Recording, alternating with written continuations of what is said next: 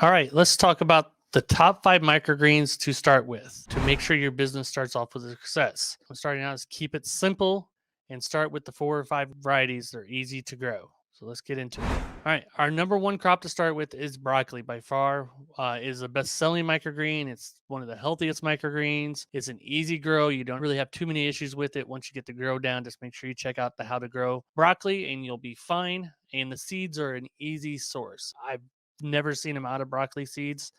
I'm sure it's happened, but I've not seen out of broccoli seeds. So definitely want to check out broccoli as your number one crop to grow. Easy grow, easy to source, and great for everybody. Great nutrients. We do the Walton 29, the broccoli Walton 29 from True Leaf as our main broccoli. It's excellent grow, grows in 10 days, and it's got great color and flavor. So you can check them out. Highly recommend that as your first grow.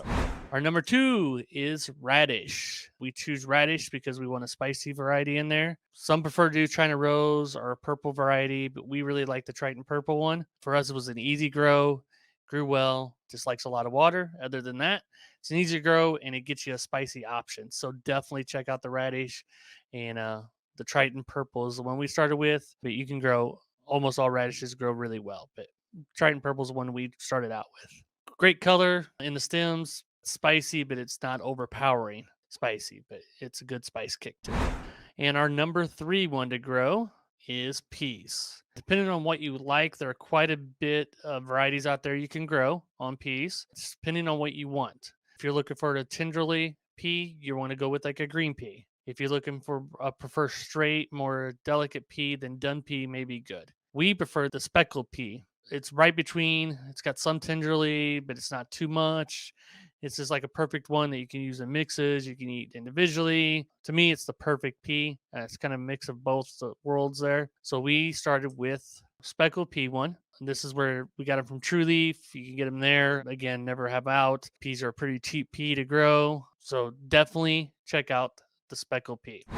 And then you're going to want to get a solid mix of some kind. Any kind of solid mix will do. We prefer the spicy solid mix, but anyone will do. It usually has 3 to 5 varieties in them, any of the solid mixes. We prefer the spicy solid mix from True Leaf. That's the one that we use. It grows well, but you can get the basic one. You can get whichever one you're there if you're looking for more mild one or whatever else, but have some kind of mix to start out with because you're not going to have mixes developed yet. So you want some kind of mix that's already ready for you and ready to go. We prefer the spicy solid mix said, but you can get a basic one too, just a basic one that's very mild if you prefer, or more importantly, if your customers prefer. They eventually will tell you what you want. So, and number 5, and it's number 5 on the list for a reason, it is sunflowers.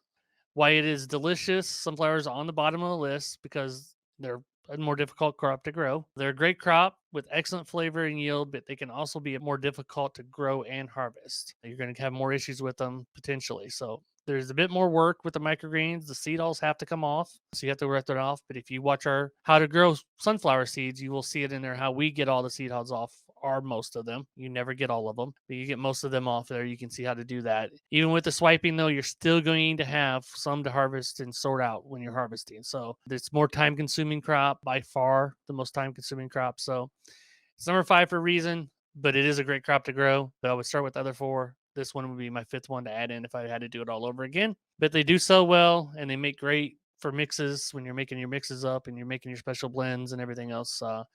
And it's one of my personal favorite ones to eat. It's a nice snack, goes great in ice cream and all the stuff. We do get our sunflowers from Azure Standard, so definitely check them out. They are organic. You're going to have more sunflower debris in them, pieces, stalks, some corns in there every once in a while, but we've had no mold issues with them of growing or anything like that. So you should be just fine with them if you follow our how to grow. If you want to check them out, there will be a description.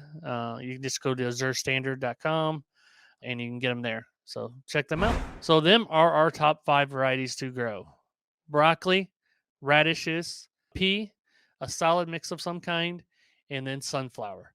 Them are the top 5 I would start with.